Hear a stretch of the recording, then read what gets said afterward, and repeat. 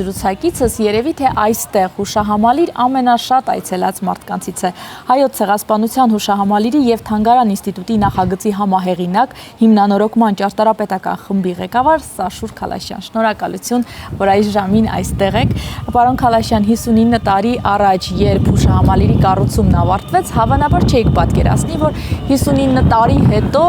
այսպես խորը վերանորոգման աշխատանքներն էլի դուք եք ղեկավարելու։ 6 տասնամյակ անց կրկին այսպես հիմնովին մոտենալ նորոգման աշխատանքներին ինչ նշանակություն ունի ձեզ համար, ինչ զգացողություններով եք մոտեցել հուշահամալիրին։ Ես մի քիչ իմ կարծիք ասեմ այդ հարցում, որ հիմնանորոգման գործընթացը ինձ համար արդեն դարել էր տասնամյակների ընթացքում սովորական երևույթ։ Այդ հիմնանորոգման հարցը սկսվեց 95 թվականին, երբ հարց բարձրացվեց, որպեսզի թանգարան սարքվի այստեղ։ Թանգարանը այն ժամանակ չկար։ Այդ ժամանակ հարց բարձրացավ, որ որոշակի ինչ-որ նորոգումներ արվեն, ոչ կապիտալ իհարկե, արվեն նաև բանը։ Փոփոխվեց պատվանդանը, երեսապատումը նորից արվեց եւ այլն։ Դրանից հետո արդեն առնվազն 10 տարին մեկ նախագիծ էր կազմվում նոր ինչ-որ խնդիր լուծելու համար։ Հիմնանորոգման կամ լրակառուցման։ Իսկ այսպես հիմնովին առաջին անգամ է վերանորոգվում, թե էլի է եղել։ Հուշարձանը տաճարը, տաճարի հիմնանորոգումը առաջին անգամ է։ Մինչև հիմա ուղղակի մասնակի հիմնանորոգումներ եղել, որոշ տեղերում քարերը, երեսապատված քարերը դուրս էին եկել։ Խնդիրը գիտեք ինչու՞մն է, որ հիմա որ թեք են, իրանց մույթի մեջքերը որ թեք են։ Անձրևը վերևից որ գալիս է, անձրևաջրը ամբողջը ծածկում են այդ, ոնց որ տանիք ծածկեն եւ այդ կարանների արանքից ջուրը կամաց հոսում է դեպի ներս։ Պարոն Քալաշյան, ոչ որպես միայն համահեղինակ, այլև ճարտարապետ, ձեր դիտարկմամբ արդյոք անհրաժեշտությունը կար այդպես հիմնովին նորոգման։ Այո, այս դրան եմ գալիս, որ այդ դրա պատճառով այդ քարերի դուրս գալ այդ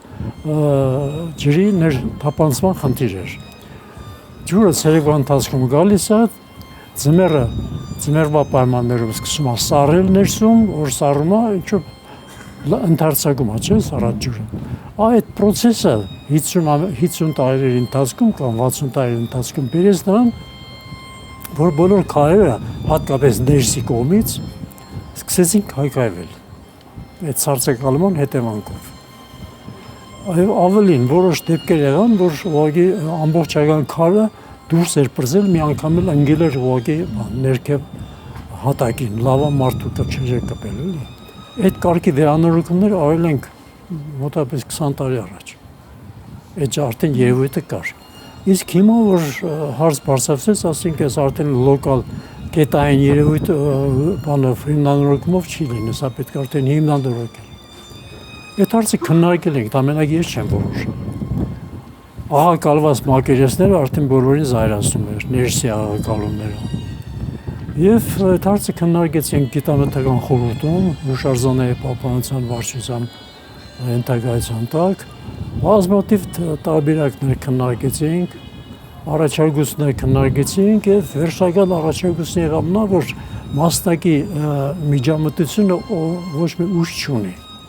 Որովհետեւ հարցը լուծվի, պետք է հիմնանորոգում անել։ Հիմնանորոգման համար պետք է նորից ջրամեկուսացնել մեջքի հատվածները հուշարձանի մույթերի։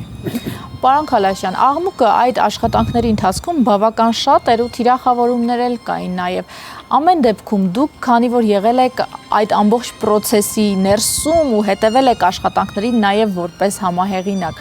արդյոք եղել են սակարկումներ, խնայողություններ պետության կողմից, բացի թողի վիճակ, աշխատանքների նկատմամբ, գուցե ֆինանսական սակարկումներ, նկատել եք նման բաներ։ Խնդիրը գիտեք ինչից է առաջացել, որովհետև հուշարձանի հիմնանորոգումները սովորական շենքի հիմնանորոգման նման չեն։ Նրանք հատուկ մոտեցում են պահանջում։ Իսկ մեր մոտ պետական ֆինանսավորման խնդիրները միշտ տենդերներով են արվում։ Այս անգամ տենդերը որ հայտարարել են, ընդհանրապես մի կազմակերպություն համաստակցել։ Եվ ընտրել են այդ կազմակերպության։ Բայց նյութերի ընտրություն եւ այլն ընտրվել է լավագույնը ձեր կարծիքով, թե Վատագույնը։ Ընտրվել է վատագույնը։ 12 մույթից մենք որոշեցինք քննարկումների ընթացքում, որ քանի որ փորձ է պետք ձեռք բերել, թե ինչ անել է, ինչպիսին է վիճակը, բերեք կանենք այս 3 մույթի ամենավտանգված մույթերի հիմնանորոգման խնդիրը լուծենք, որ հասկանանք մինչև վերջ թե ինչ է խնդիրը, ինչու՞ն է խնդիրը։ Իսկ ընտրված նյութերը ընտրվել են լավագույնը, թե ամեն դեպքում քննարկվել է, որ նաև տեղավորվի օրինակ բյուջեի մեջ։ Վնասված է։ Չէ, նյութերը, որոնցով մույթերը նորոգվել են։ Ինչ նյութեր են ընտրվել, արդյոք լավագույններն են եղել։ Լավագույն նյութեր են ընտրվել, որը այսօր ջրամեկուսացման հետ կապված այն տարիներին կտես նյութեր գոյություն չունեին։ Հիմա անունները ես չեմ կարող ընթերցել դրանց, բայց լրիվ նոր նյութերը ավելի ասեմ սերսկումներ կար։ Ուրեմն ներսը իր մարմնի ներսը երկաթբետոն է։ Ամեն բույթի մեջում երկաթբետոնի կոնստրուկցիա է, քարերը գործնականում երեսապատում են։ Այդ ջուրը որ թափանցել է բետոնի մեջ, բետոնը հետզհետե տարիների ընթացքում սկսել է քայքայվել, եւ այդ քայքայման հեղուկի հետ բանը ջուրը աղակալված դուրս է գալի եւ աչի ցախից ներսի կողմից։ Ու դրան դեմ առնել չի լինի։ Միակ ձևը դա այնպեսի ջրամեկուսացում անել, որպեսզի այլևս ջուր չթափանցի ներսից։ Երեք մույթերն արդեն ավարտված են, արդյունքից գոհ եք։ Իհարկե։ Այս պահին գոհ են։ Այն էր ինչ որպես համահեղինակ, որ թերևս մի շերտ ավելի սրտացավ եք։ Մենք անընդհատ հետևում էինք, իհարկե հարթ չէր գնում խնդիրը, որովհետև անփորձություն է, էլի, երբ որ տենդերին մասնակցում մի կազմակերպություն, որը հուշարձանի վերականգնման փորձ չունի, մենք ստիպված ենք լինում անդադ կանգնել գլխներին, ասել այսպես է, այսպես չանեք, այնպես չանեք, այսպես չջարդեք, այնպես չջարդեք, քարերը քանդեք եւ այլն, այդ բոլորը ասել ենք։ Մենք իսկ սկզբանե պատկերացնում ենք, ամբողջ քարերը ամբողջությամբ կարելի է հանել, պահել եւ լորից հետ տնել։ Բայց ցույց տվեց, որ դա այդպես հնարավոր չի, որովհետև քարը ինքը արդեն հլուզված էր 60 տարիների ընթացքում, այդ ջրի հոսանք ներս թափանցման մոտ, վերջը սպոնգի նման բան է, էլի դա քարը։ Պարոն Քալաշյան, 2015 թվականին էլ 100-ամյակին ընդառաջ նաև հուշասյունը հիմնանորոգվեց։ Նույն պատճառն էր։ Քարերը քայքայվել էին էլ նույն պատճառով։ Ջուրը ներս թափանցել էր, Հիմա այդ քարերը արդեն ոչ թե կպցրել ենք, այլ բետոնից հետ ենք պահել։ Եվ ջրերը բոլորը իրան ներսից են իջնում ներքև, այլևս քարը չի վնասվում։ Հուշասյան նորոգման ժամանակ կրկին այստեղ շինարարական տեխնիկա էր, վարպետներ էին եւ այլն, աղմուկ էլի կար, թե չէ։ Ոչ մի աղմուկ չի եղել։ Ընդհանրապես գալիս էին, հավանում էին, թե ոնց ասպես ստացվել, որ այն նախորդը որ տեսնում եք, զարմանալի էր, ամբողջ քարերը կոտրված էին։ Հիմա 60 տարի հետո երբ հետ հայացք եք գցում, ինչու հենց այս նախագիծը հաղթող ճանաչվեց դեռ 65 թվականին, ձեր կարծիքով։ 65 թվականին մենք լրիվ երիտասարդ հեղինակներս ես եւ Թարխանյան Արտուրն էինք երկուսով։ Ու քիչ բան երևի գիտեիք ցեղասպանության մասին։ Այո։ Պատահաբար ռոգի իմացանք, մեզ կանչեցին աշխատում ենք նույն կազմակերպությունում այն նախագծում։ Տնօրենը կանչել էր, հանձնարարել էր, որպեսզի մենք մի հատ մինչև այդ կանչելը ասեմ 65 թվականին Ճարտարապետների միության անդամ էի, ես էլ Թարխանյանն էլ ժողովներից մեկի ժամանակ մեր անվանի ճարտարապետ Ռաֆայել Իսրայելյանը քննարկման հարցը ավարտելուց հետո վեր կացավ ամբյոնտ ես մի հատ հայտարարություն ունեմ, որը լուռ ասեցին, այդ ինչ հայտարարել, ասեց ժողովուրդ, այս տարի կամ եկող տարի 64 թվին էր դա, եկող տարի լրանում է ցեղասպանության 50-ամյակը։ Եվ մենք ճարտարապետներս պետք է դա իմանանք եւ անձեռն չմնանք։ պետք է ինչ-որ մեր ասելիքն ասեն։ Ու իջավ։ Ես անձամբ ներկայի ես չհասկացա այդ ինչ ցեղասպանություն է։ Հասկացողները երևի կային այնտեղ էլի։ Հետո որ տուն եկանք, այդ արդեն ինչ-որ մոռացության մատնվեց։ Շատ մի ամիս անց եկել մեզ կանչեցին, թե գիտեք ինչ կառավարությունը հանձնել է, որպեսզի մի հատ էսկիզային նախագիծ ներկայացնենք կառավարությանը ցեղասպանության հուշարձանի հետ կապված։ Կմասնակցեք, թե ասեն հետ հանձնել են, կմասնակցենք, բայց ոնց։ Հետո առաջադրանքը տվեցին մեզ, այդ մրցույթ արեցին մի 6-7 կազմակերպության մեջ, փակ մրցույթ էր։ Ու կանչեցին բանի մոտ, կառավարություն, Քոչինյաններ ժամանակ կառավարություն։ Ու նա ներկայացրեց, ասեց որ մոտենում այդ նույն բանը, այս միջոցառումը պետք է նշել, հիմա մենք ասում ենք 2 տարբերակ ունենք։ Տարբերակներից մեկը 1.5 միլիոնի համար 1.5 միլիոն ծառ տնկենք ու այդպես մեմորիալ այգի սարքենք։ Այդտեղ խնդիր չունենք ասում, այդ պրոբլեմ չի։ Բայց ուրիշ առաջարկություն կա, որ հուշարձան սարքենք։ Բայց հուշարձաները մրցույթ հայտարարենք, բայց մրցույթ հայտարարելու համար մենք չենք պատկերացնում, թե այդ հուշարձանի ինչ պահանջներ դնենք, թե ինչ հուշարձան պետք է լինի։ Դրա համար ձեզ կանչել ենք այդ 5-6 հոգուն, որ դա փորձնական շատ դրուցիկ ձեր պատկերացումները տվեք, թե ոնց եք պատկերացնում հուշարձանը։ Ու մեզ տվեց ընդհանուր մի ամիս ժամանակ։ Մենք եկել ենք ուրեմն նստել ենք արդեն ես Թախյանը, թեմա չունենք, ինքներս չգիտենք, հարց ու փորձ ենք անում մարդկանց, գիտեցողներն էլ կան, բայց շատ բան չգիտեին։ Խորհրդային միության դրության տարիներն էին։ Պարզվեց որ իմ Լենինականում իմ ծնողները այնտեղ էին ապրում։ Լեզվի գրականության ուսուցիչ էր իմ հայրս։ Գրադանում ես հիշում եմ, որ մի հատ ռուսալեզու գիրք կար, որը կոչվում էր Գենոցիդ Արմյան Օսմանսկի իմպերիի։ Ներսիսյան էր ազգանուն հեղինակը։ Ու հանգարց հիշեցի, ասեց ես գնամ այդ գիրքը բերեմ, նստենք կարդանք։ Բերեցի ու սկսեցինք կարդալ, ամեն մի էջից հետո մազերս բիզբիզ էր կանում։ Ու արդեն կատաղած, չգիտեմ ինչ եղած, մի հատ էսկիզ արեցինք, էսկիզային նախագիծ, ողբերգական տեսքով, այս չէր։ Այս նույն տարածքում էր տվել էին, այս նույն տարածքի վրա այդ էսկիզային մի հատ տարբերակ անել։ Ու մենք այս նախագծել ենք այսպեսի մի պատվանդան, որ հիմա կա, բայց իրեն կառույց չկար։ Պատվանդանի մեջ խաչ էր փորած, գետնափոր, լենքը խաչի, ամբողջ իր երկարությամբ 100 մետրից ավել է։ Խորանում էր աշճաններով, պետք է իջնեին այդ խաչի մեջը, հասնեին կենտրոնը խաչի, այնտեղ մոնվարային մեր պատկերացմամբ էլի, թե ծաղիկ դնեին, հետո այն կողքի թևերով աշճաններով դուրս գային։ Վերևում մի հատ բացօթյա զանգակատուն էր դրած, ծածկ չկար, բան չկար էլի։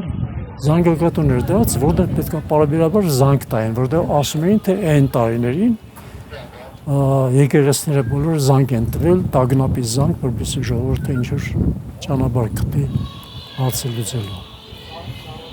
Ու այդ էսկիզը բերեցինք, ներկայացրեցինք կառավարությանը։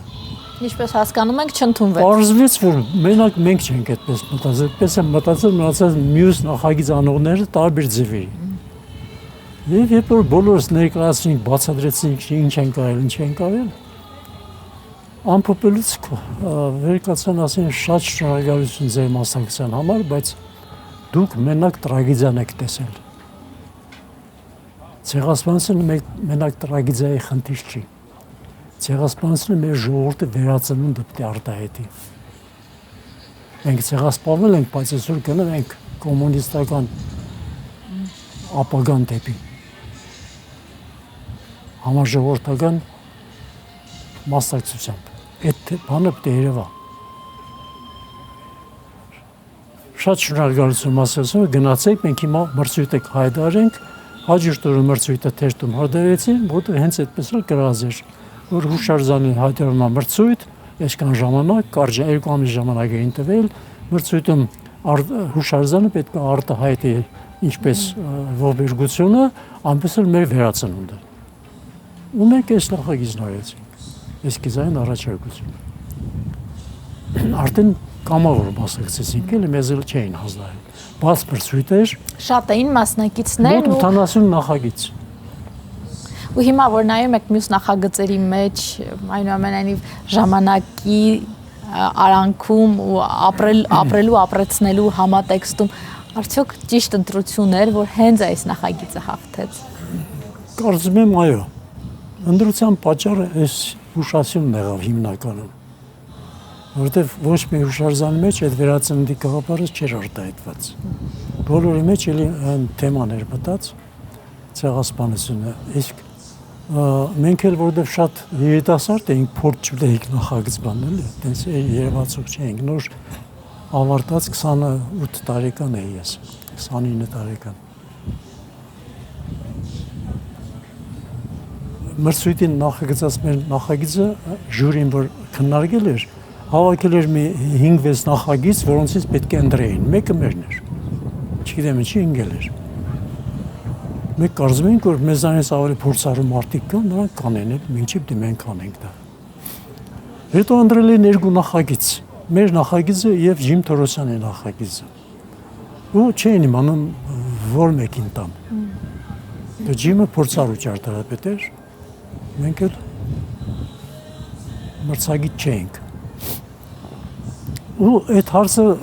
վիճելի հարցը տեղափոխել ենք Կենտկոմ, Զարոբյանի մոտ, թե ընտրել ենք 2 տարբերակ, բայց մի քիչ դժվար է մեզ պարզել, մեկը սենց է, մեկը նենց է։ Ու ինքը եկել էր միություն նայելու այդ նախագծերը։ Նայելուց հետո ուրեմն կանգնել էր, թե այս տարբերակն է պետք ընտրել, որտեղ հուշասյունը վերածնունդ է Իրանից ներկայացնում, հարմարը սա է։ Ու այդպես լուծել էր։ Մենք միամիտ իմացանք, որ մեր մրցույթը անցել է Ունենք շատ կարճ ժամանակ, որպեսզի արդեն նախագիծը դառնա իրական հուշահամալիր։ Աշխատանքային գծագրեր անել, այդ արդեն ուրիշ գործ է։ Պարոն Խալաշյան, սա մի տարածք է, որտեղ թերևս պետք է լռել ու լուր բարձրանալ, բայց վերջին շրջանում աղմուկը այս հուշահամալիրում բավական շատ է։ Արդյոք դա փոխում է խորհուրդը, ազդում է խորհրդի վրա, ձեզ համար որպես հեղինակ, որ նայում եք, փոխվել է ուղերձը հուշահամալիրի այսօր։ Մենք հիմնանորոգումների ժամանակ որևէ բովանդակային փոփոխություն չենք արել հուշահամալիրի մեջ ես նկատի ունեմ։ Եվ այս անգամ ևս մենք վերանորոգումները անում ենք այնպես, որպես իր կերպարը երբեք չփոխվի, ոչ մի կերպ չփոխվի։ Խնդիրը մեր մոտ էլի ասում ջրամեկուսացման հարցներ եւ մենք պետք է այդ ջրամեկուսացները անենք այնպես, որպեսզի որևէ բան չփոխվի, իր արտաքինը մնա նույնը, անփոփոխ։ Դա էլ եղել է, այդպես էլ արվեց, բայց աղմուկը որ բարձրացավ, պատճառը տարբեր է։ Պատճառներից մեկը ուղղակի աղմուկ բարձրացնողները մասնագետ չէին հասկանում ինչա կատարվում, բոլորի մոտ տպավորություն որ հուշարձանը որոշել քանդեն։ Համահեղինակը։ Այն էլ համահեղինակը։ Այն էլ համահեղինակը։ Իմ ազգանունց չէին տալիս սկզբից։ Հետո տվեցին, որ հուշարձանի հեղինակը մեծացել է, 90 տարեկան, արդեն խելքը բան չի ասում։ Մենք դրա համար իրան չենք դիմում, մենք դիմում ենք կառավարությանը, որ հուշարձանը քանդում են։ Իսկ հուշարձանը քանդել չէր, ապա մոնտաժել էր ճակատներ, արտաքին ճակատներ, որ մեր ջրամեկուսացնեն, խնդիրը մենակ դա էր։ Իսկ իրանք դա վերագրեցին որպես քանդման, եկան, նկարեցին, բան արեցին, իրոք տպավորությունը, որ իրանք եկան տեսան, մենք էլ որ տեսանք, տգեղ էր, դե պարզ է, բետոնը քանդել են, սաղ ինչ-որ աղբանոցի նման բաներ եղել, տպավորությունը, այս ինչ ա կատարում։ Եվ այսօր, երբ մոտենում եք անմար կրակին, ինչ զգացողություններ եք ունենում, որովհետև 60 տարի առաջ, 65 թվականին, երբ կառուցվում էր հուշահամալիրը, թերևս ուղերձը այլ էր, որպեսզի ճանաչեն, իմանան, ավելի լսելի լինի, քանի որ լռության տարիներ էին նախորդել։ Այսօր ինչ խորհուրդ ունի, ինչ ուղերձ ունի հուշահամալիրը եւ դուք Արդյոք նույն զգացողություններն ունեք, երբ անմար կրակին եք մոտենում։ Այո, ինձ համար ոչինչ չի փոխվել, ես կարծեմ ժողովրդի համար ոչ մի բան չի փոխվել։ Իրանք նույն պատրաստակամությամբ, նույն զգացմունքներով են գալիս տեղ, ավելին ես միշտ զարմանում եմ, որ որևէ միջոցառում պետական կամ ազգային չկա, որովհետեւ համաժողովրդական այսպեսի մասնակցություն լինի։ Առանց հրահանգի, առանց կազմակերպման ինքնաբուխ ձևով, էլի ես անկախ եղանակից, անկախ ամեն ինչից անձրև, իրանք պարտավոր ոնց է գալիս են, ես չգիտեմ, այդպեսի բան պատկերացնել ես չեմ կարող։ Անհնար է պատկերացնել, որ համաժողովրդական sense հոսք լինի դեպի սոցիալ-ռազմավարի կրող։ Դա միջի հիմա ինձ համար ուղղակի անմեկնելի է, դա ազգային խնդիր է։ Դա հոգեբանական խնդիր է, մեր ազգային ներքին հոգեբանություն։ Շնորհակալություն։ Հիշեցնեմ, ես զրուցում էի հուշահամալիրի համահեղինակ ճարտարապետ Սաշուր Քալաշյանի հետ։